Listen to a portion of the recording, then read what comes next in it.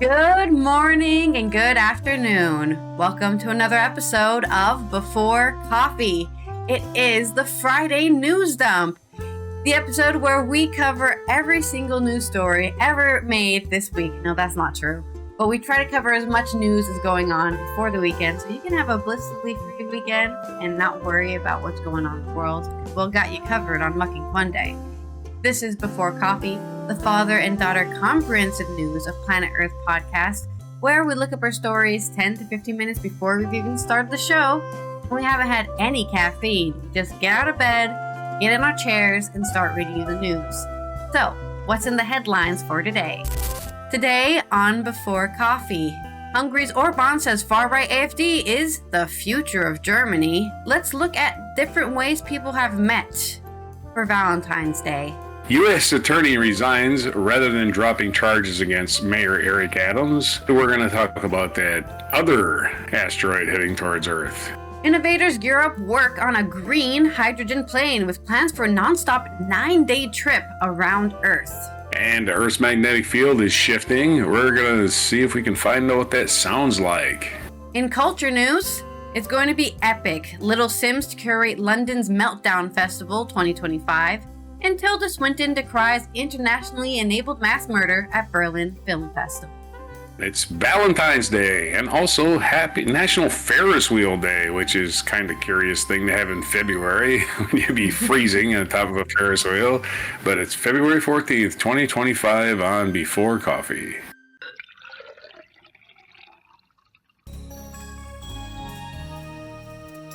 Wheels can be really fun. I know we went on one. I think was it in where did we go? Belgium. Well, yeah, we went to Belgium. We went to Brussels and we went on top of the wheel there just to see the city from up high, which was really cool. That's probably the best thing about Ferris wheels is being able to see a city from up high. Yeah. But London's got one. They put it right on the top of like a hill because Brussels is actually very hilly. So on top of the hill is the Ferris wheel. Very cool. But yeah, February and a Ferris wheel, I agree. Too cold. Why are we up here? I should have worn 20 extra layers. Even in the gondola ones, right, where you're in a closed space, it's still pretty cold in there. Okay, let's roll wheel. Our wheel of segues for today's segues. What do we get? It's rolling. What are we getting? Rolling, rolling, rolling. It reminds me of a song. This is the first time we've gotten this one. Reminds me of a song. We haven't gotten that before now. So that's cool. All right. In my first story, let's talk about Hungary and AFD.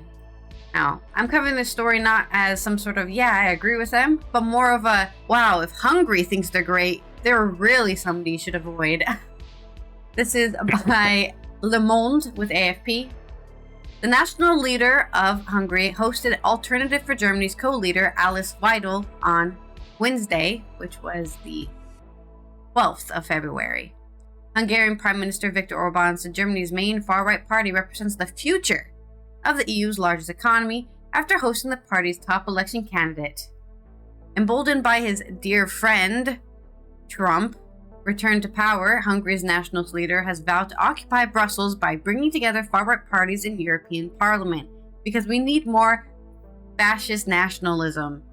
As you know, Orban has regularly welcomed far-right leaders to Budapest, but his meeting on the 12th with Alternative for Germany co-leader Alice Weidel was the first time he hosted anyone from the Germany anti-immigration party.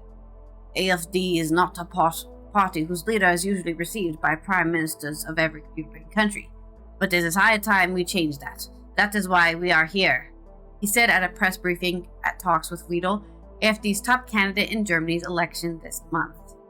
Orban said all of the party's important policies points would benefit Hungary, and identified Weidel as a fellow freedom fighter. By freedom, they mean the opposite, where you put everyone in boxes and you tell them what to do, and you're free to do whatever you do as long as you're in that box. It's entirely clear that AFD is the future, he said. Weidel thanked Orban for his rational policy and fight for freedom, referring to his battles with Brussels since his return to power in 2010. Yeah, some people are telling me what to do. I need to fight for my freedom to not do that. Whatever they want, I don't want it. It's a great fight for freedom. Just going against what any logic and just against anyone who's not in your party.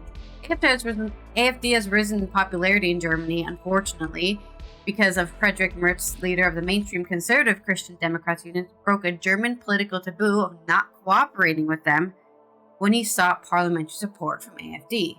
Ahead of the 23rd election, we've got polling with AFD in second place, with CDU behind, and that leads with 29 to 30%. Last year, Hungary's nationalist leader helped launch the Patriots for Europe, which has become the main far-right group in the European Parliament. The AFD is not a member and leads the smaller far-right Europe of sovereign nations. Now, ironically, a lot of these far-right groups are anti-EU because they think the EU opens up the borders and lets the immigrants in, which they do that because every single person that is part of a EU country is technically a foreigner, right? If somebody from Germany comes to the Netherlands, they're still a foreigner.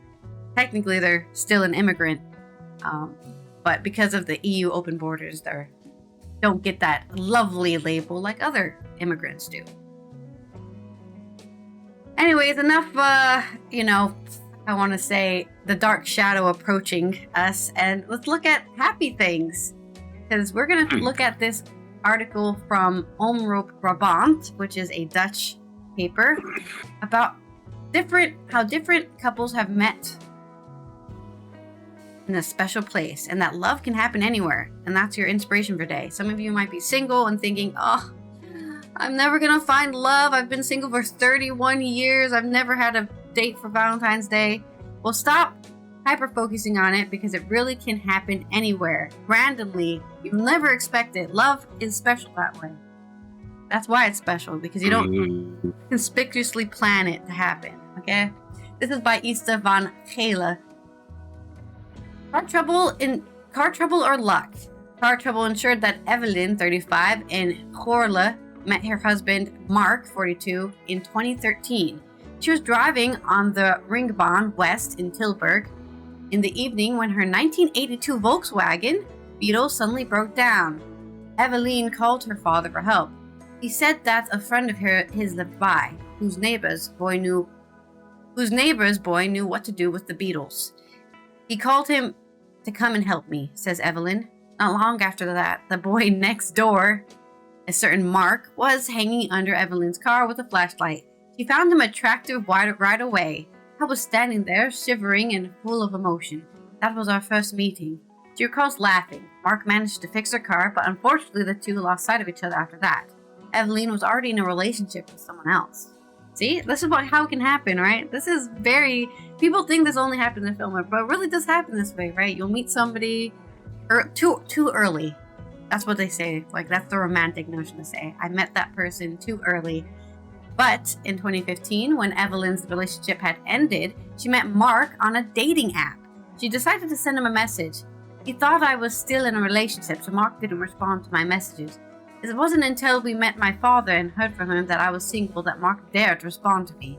And the rest is history. Then they got married, and then they even have a marriage photo of him working on a Beetle while she's standing in her wedding dress. That's really cute. They used the car as like a centerpiece for the wedding because it's the reason they even met. Thanks to two chance meetings, Mirtha, 18, and Milano, 17, from Odenbosch are headed over heels in love with each other. Mirth saw last summer at the fun fair in Roosendaal. I told my girlfriend that he looked like a nice boy, says Mirth. When the two friends were sitting on the train a little later, the cute boy suddenly walked by. He also got on the train and came to sit with us. We started talking to each other. We clicked well, said Mirth. When they said goodbye, they didn't exchange any details. Luckily, they met again less than 3 days later at exactly the same place. That is a chance meeting. I got on the train and suddenly I saw him sitting there. After a nice conversation, we added each other on Snapchat. We started chatting, and since then it's been on. We've been in a relationship for almost 5 months now. I know, they're celebrating a little early. 5 months is a long time, but it is crazy to meet a person in the same place twice without setting it up. There's also a chance meeting at a parade. It will be a familiar story for many people from Brabant. You are standing in your best pekse, dancing to carnival music, and suddenly you run into a new love. That also happened to be Annemieke, 42, from Tilburg. She met her current boyfriend during the carnival in Breda. My relationship had just ended, so I went to the parade with a group of former colleagues, says Annemieke, and there, looking at the beautiful carnival floats, was Frans, 34. Annemieke didn't immediately fall in love, but Frans did. I walked up with a few beers, and he was absolutely immediately interested. When we were standing at the Havenmarkt in the evening, he asked if he could kiss me. Soon after, several dates followed, and Annemieke fell in love too. The couple will be together for 5 years in the next carnival. And finally, we have our story at the Bijenkorf and at school. The story of Joan, 57, and Hanneke, 57, from Eindhoven goes back a bit further in time, to the summer of 1991. I wasn't even born, to be precise. He worked at the Bijenkorf at the time, and one day he met his new colleague Hanneke. She made an immediate impression on Joan, but he didn't do anything with it. Sorry, I shouldn't say Joan, I should say Juan, because we're speaking in Dutch. She had just come back for a honeymoon, he remembers, and Hanneke became friends regularly and visited each other. I visited her when she had a baby. She came to my wedding. After a few years, the friendship faded and they lost sight of each other, until about 13 years ago. Both Juan and Hanneke had been divorced for a while by then. Their children were going to college for the first time. The youngest and my oldest child were in the Sint Lucas in Eindhoven. That's why we were invited to the introductory afternoon, and there we suddenly saw each other again. Then we agreed to go for coffee, and we still do that coffee drinking now. The couple has been together for 13 years, since that fatal day. See, so this yet again, right? These people were already married when they met each other. They met later, I guess, in life, probably 18 years later, right? Because he said that the children were going to college. And they were like, you know what? We're divorced now. I've liked you. Let's be together for 13 years. Seems to be going well. So I'm just saying, this is inspiration for people out there, okay? You don't plan it. You don't expect it. It just happens. And then you get a little twinkle in your eye. Next thing you know, you've lived 20 years together with somebody. Because, you know, you met them at the carnival or on the train or your car broke down. Does this remind you of a song? Well, you did 3 stories, so that's not really fair. But I had to. I thought you did. Well, you did at least 2. I thought it was 3 different stories. Okay, well, anyway, the first story was, of course, it's the end of the world as we know it, and that's probably gonna be any song involving Trump. And "You Are the Best Thing That Ever Happened to Me" is a good Valentine song. There you go. Because it's your second story is about Valentines, and there's hundreds of songs. Yeah, there's so many about love, especially. All right, let's re-roll the wheel for my segue. Wheel here. Alrighty. I gotta stop saying alrighty. I say it a lot too. Okay and all right. I'll stop. Non sequitur. Non sequitur. Okay, we're just gonna do one story. So, Trump appointee quits instead of dropping Eric Adams' charges and alleges a quid pro quo, which is obvious. There's always a quid pro quo with Stinky the Clown. Adams, the mayor of New York, was indicted on bribery, wire fraud, and conspiracy charges in September. After New York City Mayor Eric Adams was indicted on federal criminal charges in September, the man soon embraced Diaper Donnie in an overt attempt to get the president to overturn his case, as Manhattan federal prosecutors ready to bring the bombshell indictment charging the mayor with destroying evidence and instructing people to lie to the FBI. Trump's Justice Department issued an order to drop the case, a letter obtained by the New York Times reveals. Written by U.S. Attorney Danielle R. Sassoon, who was appointed by Stinky And addressed to the Attorney General Pam Bondi, the letter states that Acting Deputy Attorney General Emil Bove's order to dismiss the case on Monday was inconsistent with my ability and duty to prosecute federal crimes without fear and favor and to advance good faith arguments before the courts. In Bove's memo, the Acting Deputy Attorney General ordered Adams' case to be dropped so the mayor could devote his full attention and resources to the illegal immigration. Oh my God. Great. Just propaganda horse shit. Rather than obey the order, Sassoon resigned from her post on Thursday. I have always considered it my obligation to pursue justice impartially, without favor to the wealthy or those who occupy important public office, or harsher treatment to the less powerful, she said. I therefore deem it necessary to the faithful discharge of my duties to raise the concerns expressed in this letter with you and to request an opportunity to meet and discuss them further. You see, here's where we are in the sane world. I am not a Democrat. I favor the Democrats because they seem to have, better policies that are based on universal freedom. But Eric Adams is a Democrat, and he's got to go because he's a criminal. And I don't like criminals. You see how that works? You don't have to favor a party. You just favor the law. It's real simple.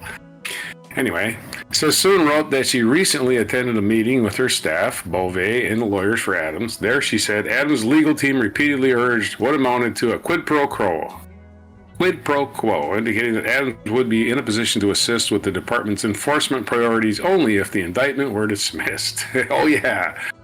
Well, I can help you guys, but you got this little legal thing over my head.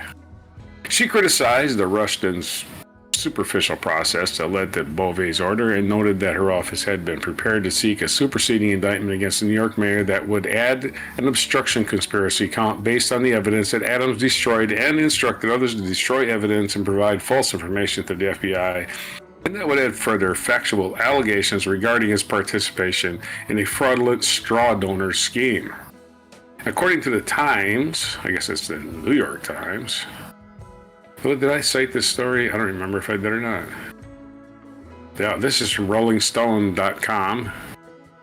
And her name is Charisma Matarang. Your first name is Charisma. Well, you better be able to pour it on. Yeah, Your first really. name's Charisma.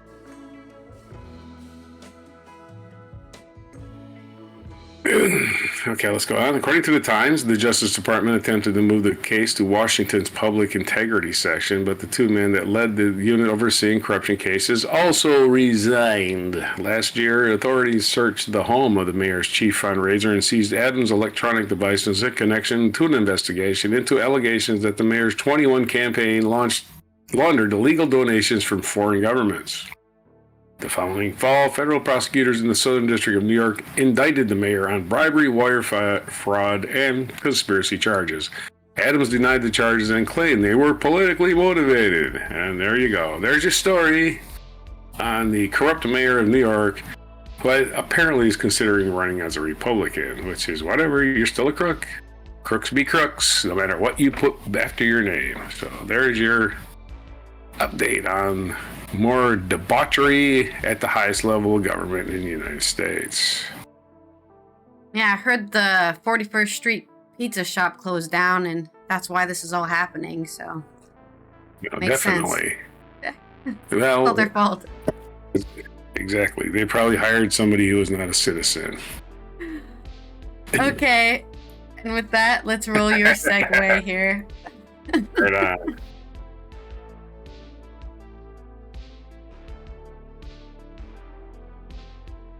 Wow, reminds me of a song again.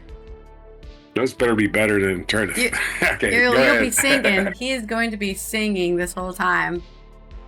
I'll be singing this next one, okay? All right, this is my long story, which is about a hydrogen plane. So if you can, maybe there's something about hydrogen planes out there in the music world, by Jamie Keane and Mustang Kim Hasnath on AP News. Coming out of France. When aviation pioneer Bertrand Piccard a decade ago spearheaded a much-hyped flight around the world in a plane powered by sunlight, it raised awareness about climate change but held little promise of revolutionizing air travel. Now, the 66-year-old Swiss adventurer behind Solar Impulse is aiming higher in hopes of heading towards greener commercial flight than that of fossil fuel-powered planes today, this time using super cool liquid hydrogen. As in actual, it's very cold. That's why it's cool. For a workshop on France's Atlantic coast, Picard and partners are ramping up Climate Impulse. A project started last February, so it's only been a year, to fly a 2-seater plane around the globe, non-stop, over 9 days, fueled by what is known as green hydrogen. That's hydrogen split out of water molecules using renewable electricity through a process called electrolysis. So even the power they use to make that green hydrogen is through solar or nuclear or something of that sort. The Climate Impulse team, whose backers include Airbus and a science incubator called ScienceCo, pronounced ScienceCo, okay, ScienceCo with a Q, born from the Belgian pharmaceuticals company Solvay, presented its first-year progress to reporters yesterday on the 13th of February in Les Sables d'Olonne, a oceanside town better known as a host for the Vendée Globe Round the World sailing race. Of course, instead of sailing, they'll be flying. First test flights are planned next year, but the grueling world trip is set for 2028. Made with lightweight composites, the plane is dependent on several untested innovations and is far from a sure bet, which is why they're testing until 2028. Picard says a major airplane manufacturer wouldn't take a risk on this kind of prototype, such as Climate Impulse is, in case it fails. It's my job to be a pioneer, he said in an interview. We have to show it's possible, even if it's a big incentive for others to continue. Even if this project is successful, experts say green hydrogen-powered flight on a commercial scale would be decades away at best, and also probably very expensive, even if it's cheaper, right? Even if it would be cheaper to run a hydroplane because it's new, they would up the price, you know? You still gotta pay us 10 times you normally would for this flight because it's new technology. The project has lured tens of millions of euros of investment, and the team of dozens of staffers is growing. So, I mean, if you want to go help build a hydroplane, maybe they're looking for more people. The solar powered plane was yeah. The solar powered plane was happens when you hit. Hydroplane's what happens when you hit water with your bald tires and you go skidding. You know, it's called hydroplaning. It's just so funny that it's called a hydroplane. Yeah. Anyway, sorry. Well, hopefully they're not skidding over the ocean. That would be terrible. The solar-powered plane was a technological feat in 2015, but wasn't scalable, said Climate Impulse engineer and co-pilot Rafael Dinelli. Limited in range, the plane had to make more than a dozen stops on its trips around the world. Climate Impulse is supposed to take off unassisted, fly some 40,000 kilometers, about 25,000 miles around Earth, along the equator, and return to its starting point with no mid-air refueling. And with no stops at all. That would be quite an accomplishment. Because that's not possible right now. There's not a single plane that can do that. They have to stop at some point. The controlled release of liquid hydrogen from ultra-insulated tanks under the airplane's wing produces energy that seeps into the membrane of a fuel cell that powers the plane. The plane has the wingspan of an Airbus 320, 34 meters, about 110 feet. 110 feet of this! Weighs about 5.5 tons, and it flies at 180 kilometers per hour. That means 100 knots, or 10,000 feet, or 3,000 meters altitude. 100 knots, that's pretty fast. One aim is to draw on energy from the turbulence section of the atmosphere, which airlines could use one day to help save fuel, he said. Because it's hydrogen, the only emissions will be water vapor. Still, outside experts caution that the environmental impact of such water vapor contrails remains unknown in a real-world, large-scale scenario. That's true. It's maybe water vapor, but didn't we do a story on this, actually? We did a story about how water, it was last year, about how climate change is causing there to be more water in the atmosphere, which is changing stuff, right? The water is collecting more in certain places, and it's also reflecting things more. That's what the water does. It reflects stuff. So that could definitely be something that could impact the environment, just having a lot of water vapor that wasn't there before in your atmosphere. All right. The International Energy Agency says air travel is responsible for about 2% of global emissions of carbon dioxide. Hydrogen has been used in flights for decades, but as a gas, not a liquid. use of liquid hydrogen will take some time to scale up. Fossil fuels, which are cheaper and more efficient, still produce most hydrogen today. Many governments want to produce more green hydrogen, but for now, the world can't make enough clean electricity for power needs on land, let alone to generate enough for wide-scale use by planes and air. Basically, they make enough for us to run our day-to-day life, but they don't have extra. They need a surplus, because when you have a surplus, you can start selling it as fuel. And right now, we don't have a surplus on clean electricity. So, what's the progress so far, and what's next? In the last year, the team has built the cockpit shell, started building the wing spar, and finalized interior components. They include swivel seats, a bunk, and a stationary bicycle-like workout system to promote blood circulation for the co-pilots who will be cramped in a small cockpit in low oxygen conditions over 9 days. That's the hardest part.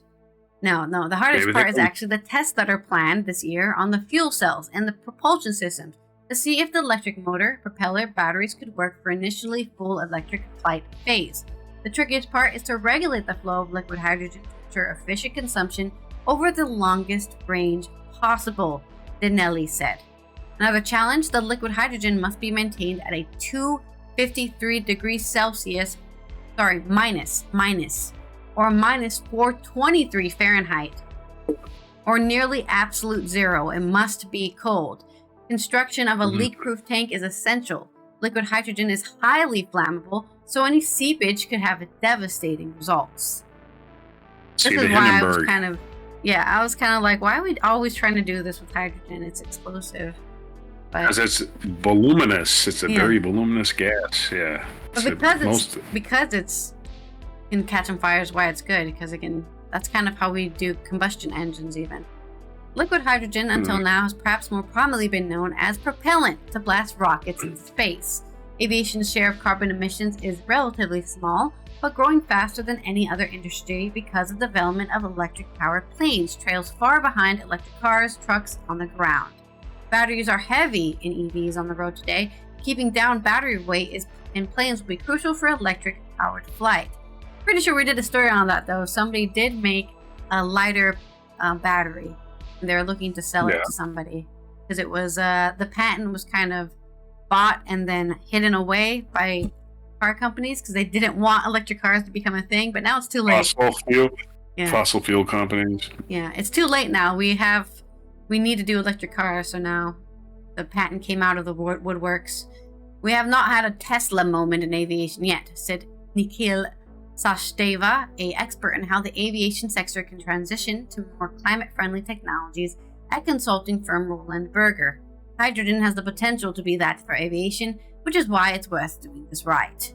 Using supercooled liquid hydrogen is extraordinarily difficult and you can barely do it for a few minutes now.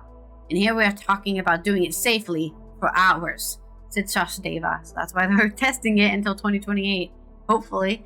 But Solar Impulse faced pessimisms too, he added. And Picard's team has proven it can do what people would consider impossible. So, this was also helped and reported with Keaton from Lucerne, Switzerland. And that is our story of hydrogen planes. I really don't like how they gave Tesla the credit for electric vehicles. Electric vehicles were out like by Nissan and Toyota and a bunch of companies in 2010. That was before Tesla, I think, was even bought by Partheid Clyde. So I don't know why they're giving the Tesla the credit. They were a company making electric cars before Elon Musk, I'm sure. Exactly, but they're making it sound like Tesla would maybe they give them credit for the upsurge. I can't say they invented they invented electric car technology. It already existed before them, way before them, in the 80s. Okay, sorry. Well, this is more about air travel anyway. So, well, my song reminds me of you know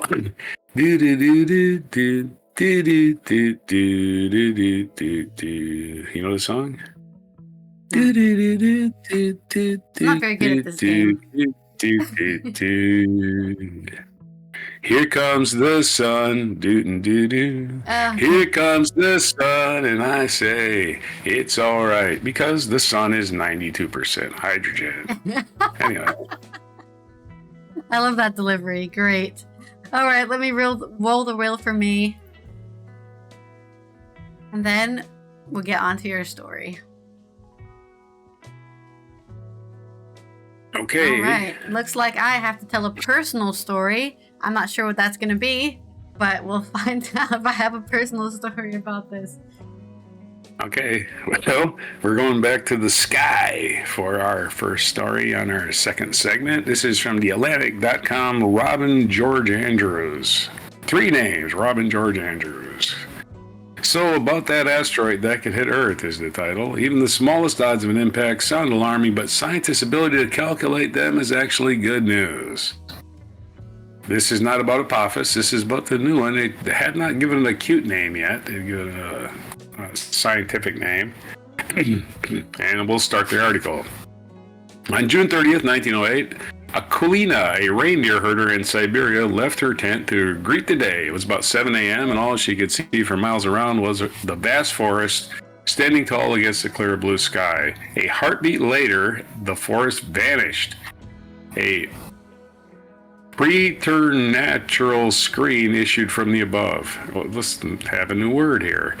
Preternatural screech issued from above. Never seen that word before. And the world flushed crimson. All around we saw a miracle, a terrible miracle. Kalina later recalled, an estimated 80 million trees across 800 square mile patch of forest larger than the city of Houston had been felled instantly. The devastation known as the Tunguska event resulted from the force of a 10 to 20 megaton blast. It was so tremendous that its glow lit up the dark, moonless night sky in northern Ireland, 3,500 miles away, and it was caused by the mid-air explosion of a space rock just 180 feet long. Yeah. As best as anyone can tell it, if any hazardously sized asteroid were to hit Earth in the relatively near future, it would most likely be 2024 YR4, a 130 to 300 foot rock that is essentially the same size as an asteroid that exploded over Siberia. Not long after it was discovered, just 2 days after it zipped right past Earth, NASA and the European Space Agency Skywatchers calculated that 2024 YR4, which needs a cute name, has a non-zero chance of hitting Earth December 22nd, 2032. So start that other countdown clock. We'll start it after the other one. If the 2028 one misses, we'll start another countdown clock. It'll be similar. Right now, the asteroid is 68 million kilometers away from the planet, but it'll come back around. The odds of an impact on December 2032 have been fluctuating, but based on the latest telescopic observations, they stand at just over 2%. So that's 50 to 1 odds.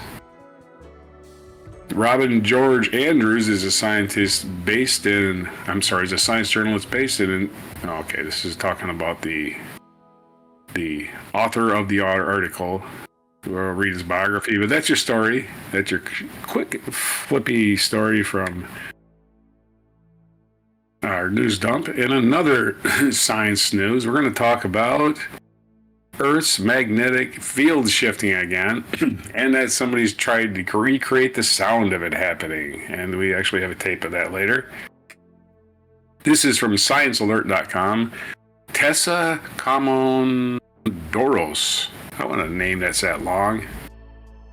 Earth's flipping magnetic field, heard as sound, is an unnerving horror, says the headline. Earth's magnetic field dramatically flipped a little more than 40,000 years ago.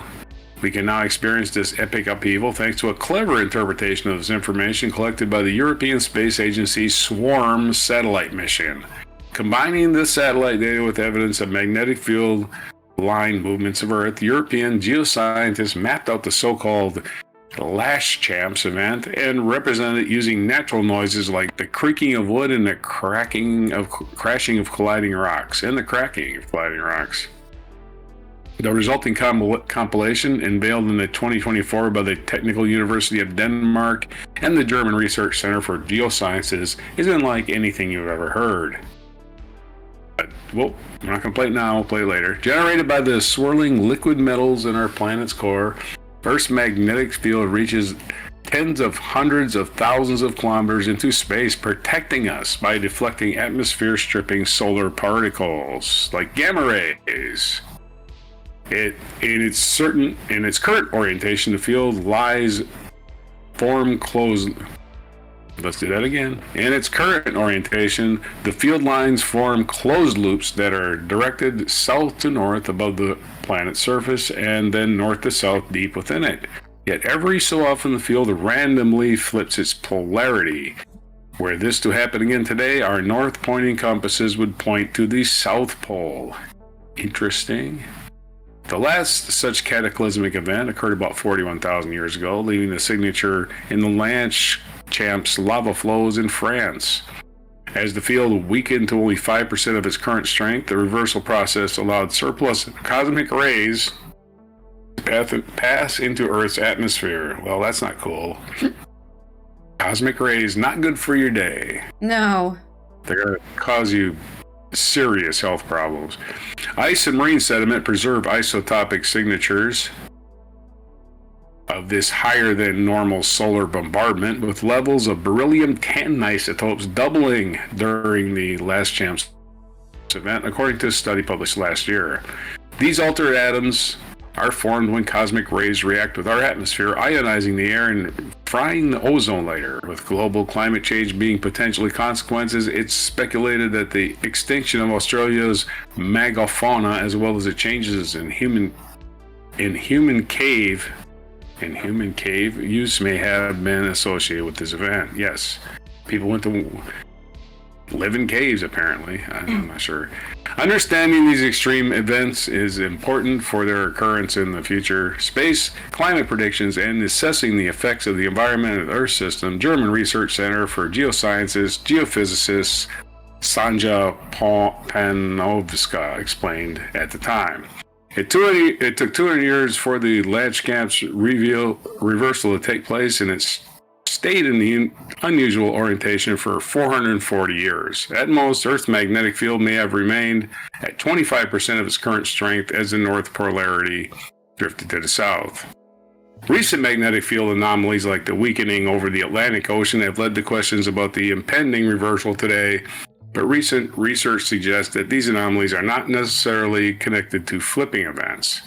The South Atlantic anomaly is, however, exposing satellites in the area to high levels of radiation.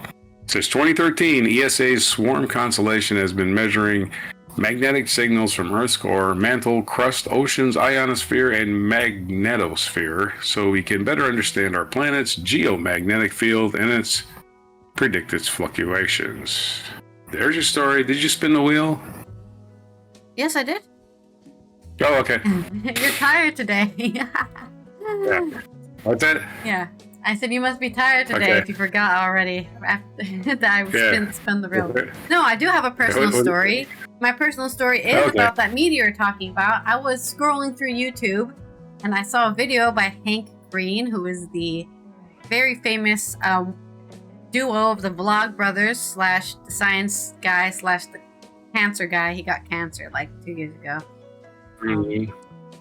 But he had a video about this meteor specifically, and he was talking about how it's probably not going to hit anywhere, and if it does hit anywhere, it could hit anywhere on the equator, like the ocean, which mostly the planet is ocean.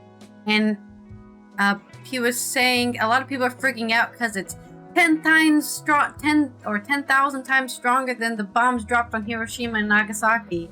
And he said there's about like hundreds of bombs that are stronger than that already on the planet. We don't need a meteor to be that strong. We already made bombs that strong, and we've set them up even, and the planet is still here. So it won't destroy the planet. It might kill some people if it lands in a area that people live, right? Which is tragic.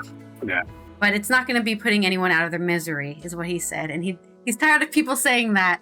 But he was like, I'll make a whole new video on people trying to be asking about being put out of their misery. But there's my personal story about meteors falling out of the sky. And let's roll the wheel for yours. Right.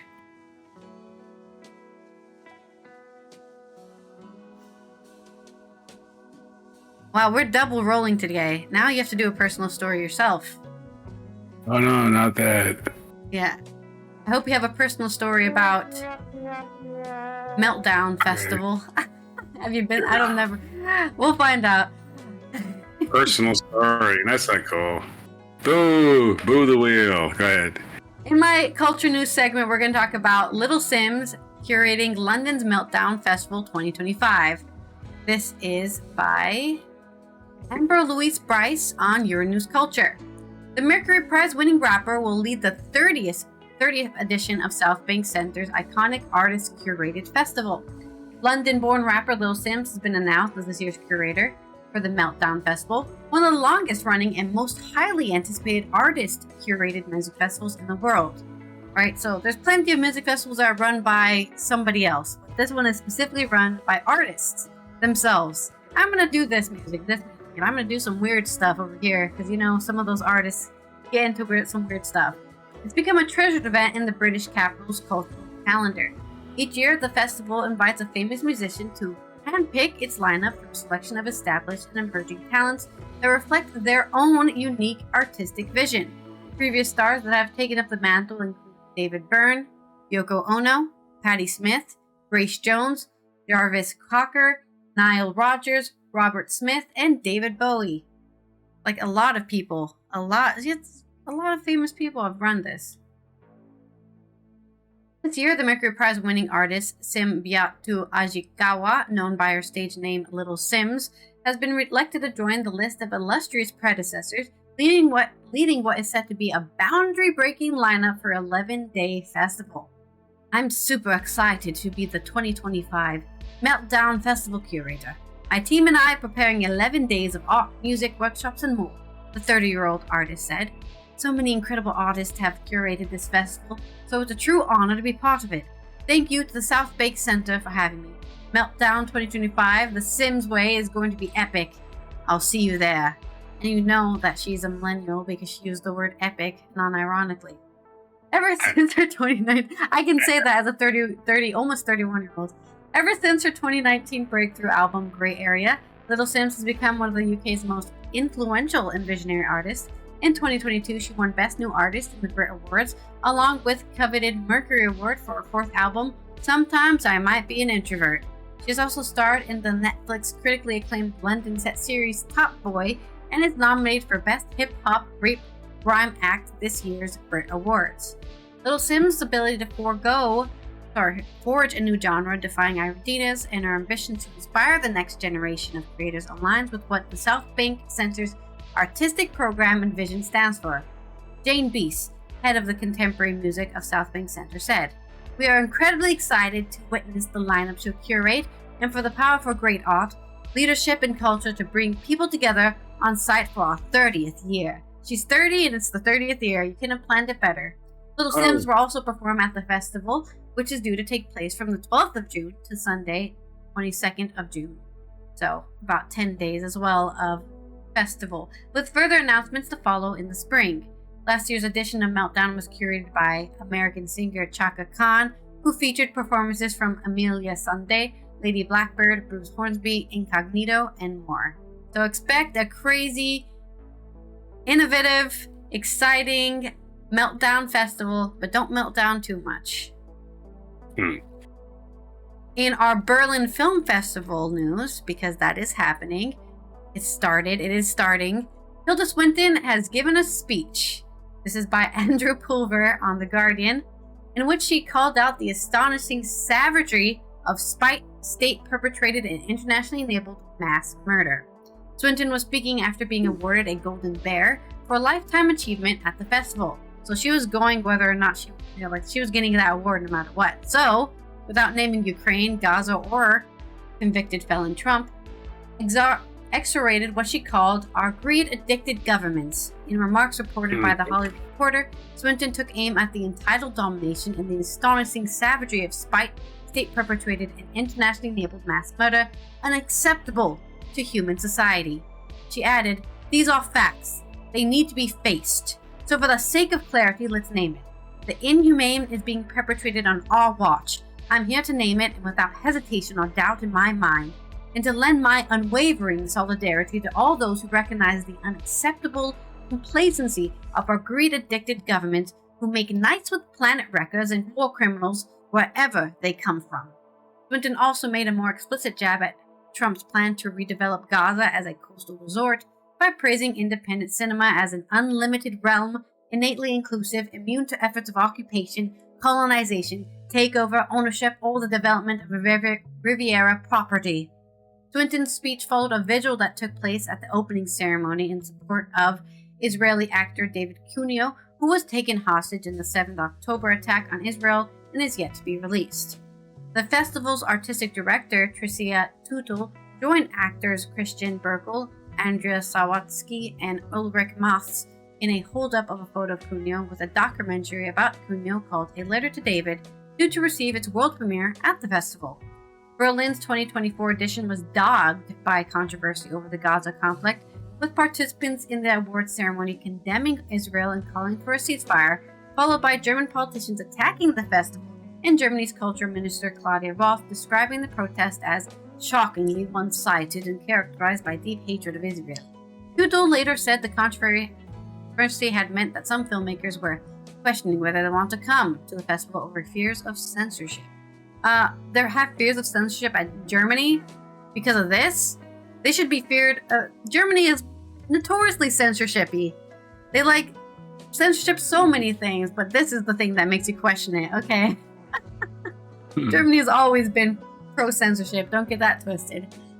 At a press conference following her Golden Bear Award, Swinton said that she had not heeded the Boycott, Divestment, Sanctions BDS campaign group to call out boycott and to boycott the festival after the 2012 protests, as it would be more useful for her to attend because they were giving her the Lifetime Achievement Award, right?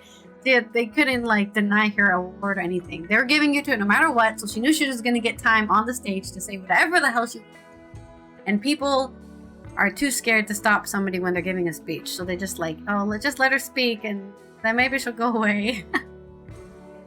I'm a great admirer of any and all who have a great deal of respect for BDS, and I think about it a lot. I'm here today, and yesterday, and tomorrow, and the next day, because I decided to come. I decided it was more important for me to come. I was given, thanks to the festival, a platform which I decided in a personal moment was potentially more useful to all our causes than me not turning up. It was a personal judgment call that I take full responsibility for. There you go. I think what she could have done is she could have done what, I can't remember the name of the actor right now. He was in The Godfather. He played the Godfather in The Godfather. Oh, you want to know the name of the actor? Yeah. Who played the original Godfather? Yeah, That would be, God, I can't think of his name now. Why can't I think of his name? Well, anyways, that actor, he didn't go to accept his Oscar, right? He sent a Native American woman to accept it. And then that was also a way to raise awareness of something terrible that was happening, right? Because somebody else accepted the award and said her own things that she wanted to say. Marlon Brando. Yeah, Marlon Brando was the one who he boycotted the Oscars and sent somebody else to accept his awards. She could have also done that. She could have sent a Palestinian to accept her award. Booed. But she got booed by the Hollywood elites, which is really disgusting. Of course she did. Yeah. And she was like, you guys are all sitting here having your little Oscar party where there's people dying. Yeah, literally. While you stole our land is what she's talking about. Anyway. No, she's talking about a massacre. She was raising awareness of a massacre that happened. So. Yeah, the Wounded Knee probably, but it was years ago. So. But it happened on. Anyways, that's not the point. The point is, Swinton tried her best at what she wanted to do to protest it in her own way, and that's the end of my stories. Okay, so I don't have any personal anecdotes or anything, although I've been to a lot of festivals. Yeah, have you really? I've been to a festival. Tell a personal story about a festival you've been to. Don't really have a lot of stories, but I've been to a festival in Canada. I've been to a festival in Scotland, right? We went to the blues festival there. We went to a comedy festival in New York. We went to a I've been to Ozfest in the United States. There you go. I've been to a lot of festivals. That's all I got to add. Oh, I thought you were gonna tell a story about that one time where you got put in the drunk tank during that wasn't a festival. Oh, that wasn't a festival. That was just a concert. Okay. Just a concert, but we don't have time for that. Saheen Littlefeather. I remembered her last name. I couldn't remember her first name. She was the first. She was the one who accepted the Oscar for The Godfather. Yeah. All right, let me roll for my segue. Which we've got a mixed metaphor. And let's go into this day in history. All right. This day in history is February 14th. So we're going to start back in the mists of time. Going all the way back, we're going to spin the wheel of time, so to speak. The wheel of time only goes in one direction, but we're reversing it. 1760, that's not too far ago. Richard Allen, founder of the African Methodist Episcopal Church, was born in Philadelphia. So happy birthday, Richard Allen. Founded a African Methodist church. In 1766, Thomas Malthus, an English economist, was born. Is believed to have been born this day. Best known for his theory of that population growth will always tend to outrun the food supply and should be checked by stern limits on reproduction. So it's his birthday, in 1766. 1779, Captain James Cook was killed by Hawaiians in a dispute over the theft of a cutter. Yeah, so James Cook thought, I'm immortal. They showed him different. I can steal stuff and nobody will care, because I'm a white guy. I don't know. They kidnapped their chief, I believe, too. Yeah, 1876, Alexander Graham Bell applied for a patent for the telephone. So he's to blame for all these people talking on the phone. In 1894, American entertainer Jack Benny was born, whose unusual comedic method and expert timing made him a legendary success in radio and television. Jack Benny almost never said anything funny. He was funny because of his pauses and his self-deprecating humor. People would cut on him and he would just sit there and make a face and people would laugh. 1920, with the establishment of women's suffrage in the United States, Carrie Chapman Catt formed the League of Women Voters in Chicago. 1920. Speaking, we were talking about The Godfather before. We're going to talk about 1929. Al Capone's gang, right? The St. Valentine's Day Massacre. That's right. Members of Al Capone's gang of bootleggers massacred a rival gang run by George Moran in Chicago during the Prohibition era. So this is the 96th anniversary of the St. Valentine's Day Massacre. Wow. 1946, the first general-purpose high-speed electronic digital computer, the ENIAC, or Electronic Numerical Integrator and Computer, was demonstrated to the public by its creators, J. Presper Eckert Jr. and John W. What a name. That's crazy. Actually, ENIAC was the first general-purpose high-speed electronic digital computer, and if you added 2 + 2 in 4 minutes, it said 4. No, it was faster than that. But it was the size of a room. 1946, American dancer and choreographer Gregory Hines was born, a major figure in the revitalization of tap dancing in the 20th century. Gregory Hines' birthday. 1991, the psychological thriller The Silence of the Lambs was released in America's theaters. Widely regarded as a classic, it won 5 Academy Awards, including Best Picture, Actor, Actress, and Director. So Anthony Hopkins won for actor, Jodie Foster won for actress, and Jonathan Demme won for director. I gotta say, I saw it one time. I have no interest in seeing it again. I didn't think it was that good. But that's me. I'm hard to please. 2005, Steve Chen, Chad Hurley, and Jawed Karim registered YouTube, a website for sharing videos. It would become hugely popular with more than 1 billion unique users visiting the site every month. So happy birthday, YouTube. You are now 20. You still can't vote. I mean, you can vote, but you can't drink alcohol. You're still not 21. So happy birthday to YouTube. 2018, amid scandals and corruption allegations, South African President Jacob Zuma resigned and was later replaced by Cyril Ramaphosa. No scandals. We don't need scandals, man. More events today. Today is St. Valentine's Day, the feast day of St. Valentine, a priest and physician who was martyred about 270 CE in Rome. I think that means, well, I don't know what CE means. Why do they change this stuff? Anyway, Rome, it's not BC, it's the one after the year zero, okay? 270 AD in Rome, in the tradition of exchanging greetings of love and Valentine's Days, based on the legend that Valentine had signed a letter to his jailer's daughter, with whom he had fallen in love. From your Valentine. Well, there you go. There's your legend of the Valentines. And our featured event in 1989, fatwa issued against Salman Rushdie.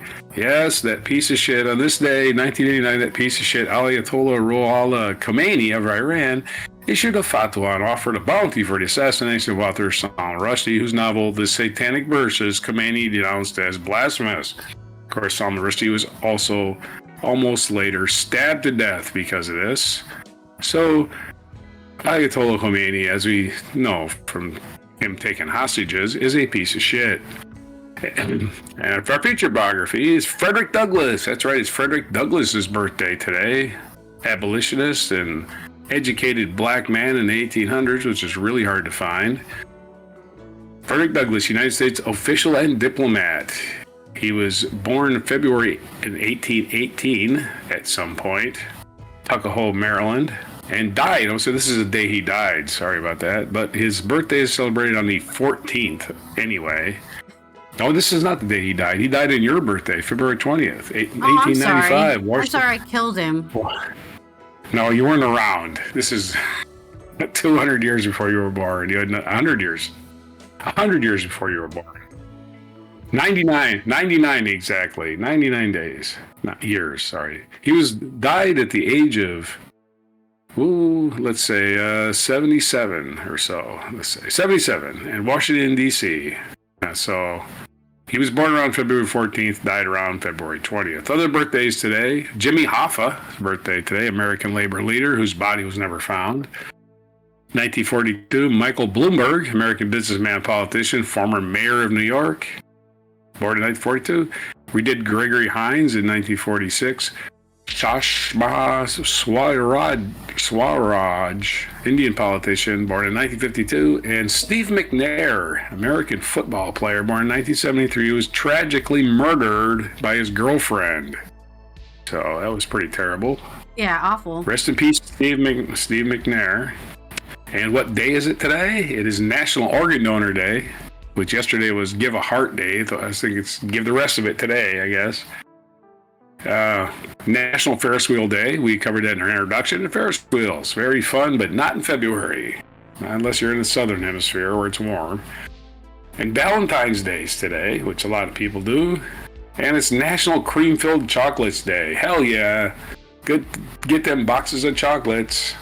They'll be on sale tomorrow, though, right? Get them tomorrow. They'll be discount priced, price to move. So those are your days. That's your history. Everything for today. For February 14th, 2025 on Before Cream-Filled Chocolate. Yeah, and you want to make sure you don't get off the rails and open the wasp's nest whenever you get on a Ferris wheel, because that's not good combo. You're stuck up there with them. Is that a mixed metaphor? Yeah, Is that what we're doing?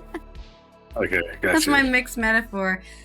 This has been Allison here from the Netherlands and Roger from the West Coast of the US, as we've finished another news dump here on week 7, or what I'm considering week 7 of 2025, and this is your time to blissfully go on with the rest of your day without any cares in the world. We will see you on Mucking Fun Day for more news and current events and all of our machinations that we evolve into on this show. And more segues, of course. Don't forget about the Wheel of Segues. Mm-hmm. Don't forget to But we will subscribe to the say- Allie and Raj channel. Turn on those notifications so you're informed when we go live, and keep yourself informed on what's going on in the world. Here is our magnetic mic drop moment. Kind of sounds like You're it kind echoing, of sounds like but yeah, a roller coaster. it does. As you're climbing the roller coaster on your way up.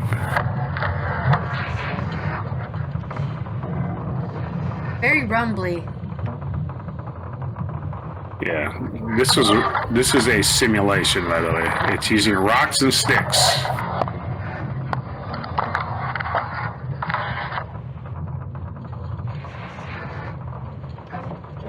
I like the visual though. That's cool. Yeah, it's something. You It's can really see- cool to look at. You can see how poorly the magnetic field's going to be once it moves. Yeah, we're all going to get bombarded with harmful rays from the sun. But then it settles. The, So the aurora borealis will disappear. but it's not going to be like a switch. It's not going to suddenly happen. It happens very, very slowly over time. Yeah, this is something that happened 40,000 years ago, so yeah. And that's why the Sahara Desert used to not be a desert. It actually used to be a very luscious place full of greenery.